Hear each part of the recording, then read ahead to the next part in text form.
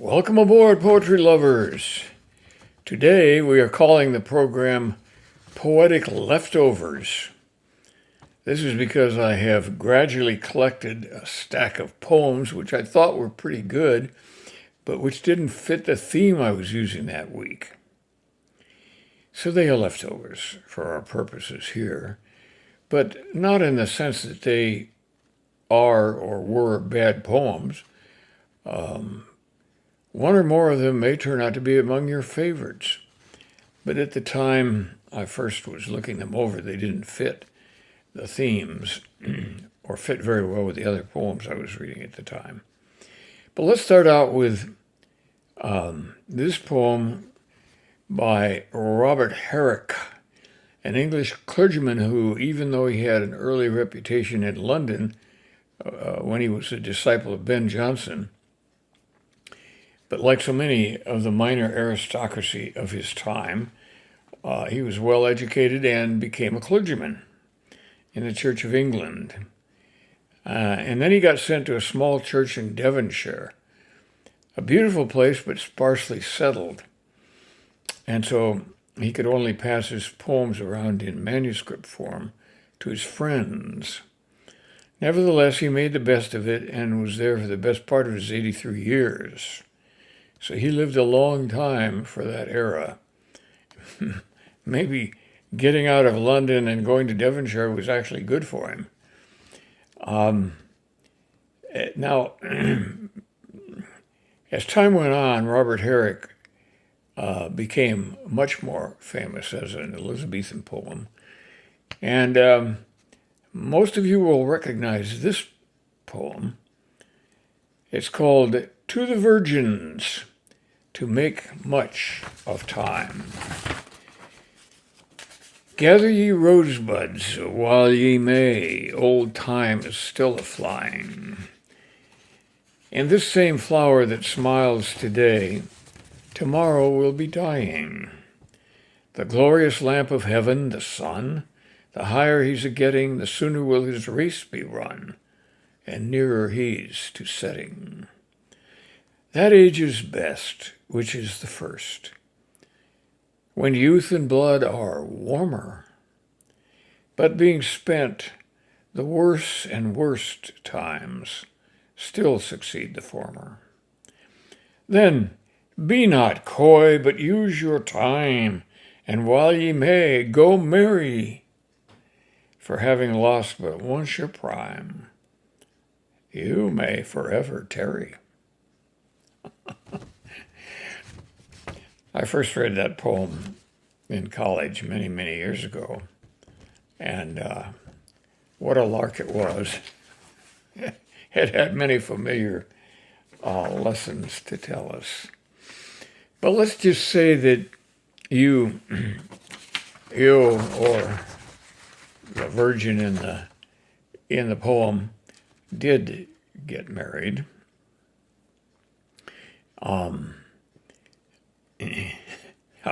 However, we see now that young women are postponing marriage until they reach their 30s or even later. But regardless of when you marry and have children, here's a poem by Danielle that I think is very fun. It's called Heroine Cherub Squat in Diapers.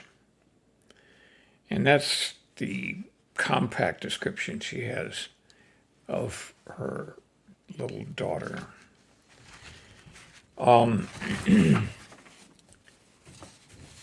She pleasures in pudding smear, commercial jingles, and long baths. Learning patience, her fingers work a puzzle. Try as she might, the star will never fit the heart. The shape of my body is famous to her. I am moon and sun and the light. The dogs are gods to be scolded. She is often wrong. In this small house we orbit each other, always in motion. Even in sleep her eyes flutter. Tongue swirls around a pacifier. Her body contorts and makes use of the space it's given. She is without deadlines or ledgers.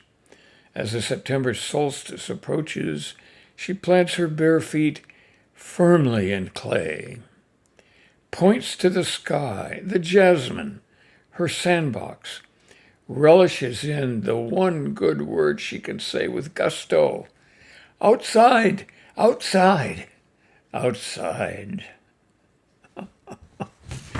I think that is a very well done poem, and it compresses many of the experiences of young children in the 1 year to 2 year age range, and maybe even a little older, expresses them perfectly.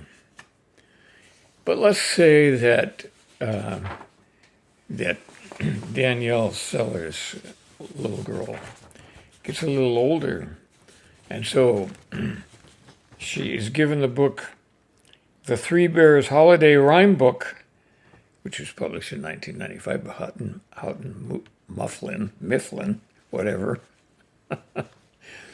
And the poem is entitled Earth Day by Jane Yolen. I am the earth, and the earth is me. Each blade of grass, each honey tree, each bit of mud and stick and stone is blood and muscle, skin and bone. And just as I need every bit of me to make my body fit, so earth needs grass and stone and tree and things that grow here naturally. That's why we celebrate this day.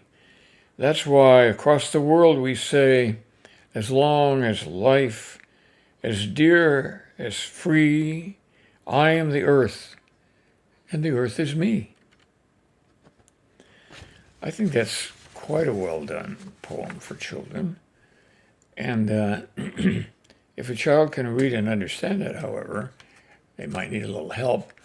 But it's the beginning of environmental science for them, I'm sure. A cute poem. Here's a poem in a little more serious vein, and it's about the springtime, which we're in now. I wrote this poem back in 2018, and it's called The Flower. You will probably notice that it's in the form of a sonnet. I hope you can tell that. This faded flower holds its head still high, even while the stem and roots both dry, and the scent that once beguiled is gone. Look twice and see the bloom is done. All this so gradually, the nutrients and water lovingly renewed. Our eyes sought her as her bloom had smiles to offer each and all. Shall we press the petals twixt some pages small? We have it safely fitted in a photophone, but whence the scent that once beguiled, now gone? This life of yours and mine is fading too. It seems as trenchant as the morning dew that should be lasting longer than the mindless gold that's valued more and more as it grows old. Yes, that's a sonnet, one of the last ones I ever wrote. I started out writing a lot of sonnets. I guess my career as a would-be poet sort of began at the place that Shakespeare began, with sonnets, which were the quintessential English form of poetry for many, many years.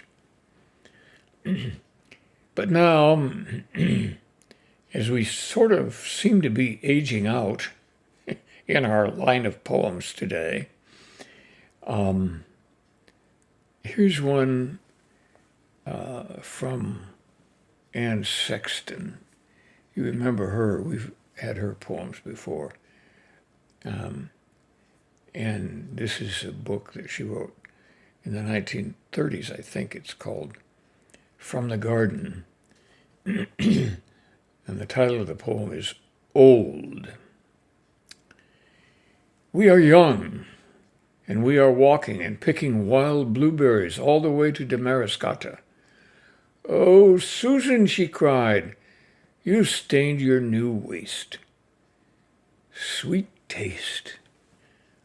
My mouth so full, and the sweet blue running out all the way to Damariscotta.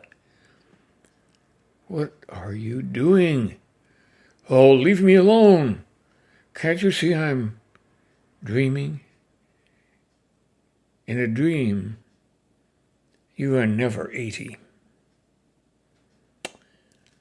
Anne Sexton was never 80 either. You may recall that she suffered from what we now call bipolar disorder, and she took her own life in her 30s or early 40s. And she was one of many young people, especially young women, living in England who killed themselves with what then was called city gas. And when that was replaced, suicide rate in London and in those places in America where they used it plummeted. And that was a blessing.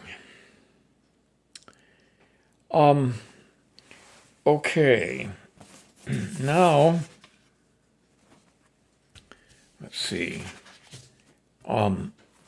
There's another Sexton poem I'm going to read today. I'm trying to cover a lot of poems, and spring isn't going to last forever, so we have to have poems with some outside flower theme. This is another Anne Sexton poem. It's called From the Garden. Come, my beloved, consider the lilies. We are of little faith. We talk too much. Put your mouthful of words away and come with me to watch the lilies open in such a field, growing there like yachts. Slowly steering their petals without nurses or clocks. Let us consider the view. A white house where white clouds decorate the muddy halls. Oh, put away your good words and your bad words. Spit out your words like stones. Come here, come here. Come eat my pleasant fruits from the garden. You can see why Anne Sexton was considered a very, very good poet, and a lot of people were very, very upset and saddened when she killed herself unnecessarily, we would say today, with our much better medicines for bipolar disorder. But those things, even the diagnosis, it was called manic depression back then, if it was ever diagnosed. People had it, but they just suffered from it, I'm afraid, as often as not. So, there we are for today. Thanks for watching and listening. As I told you before, these were all left over from previous programs, but I hope you liked them. Goodbye until next week, and let's hope that my bird bath does not freeze any more this spring as it did twice this past week. But it did not kill my beautiful flowers. Bye now. We'll talk later.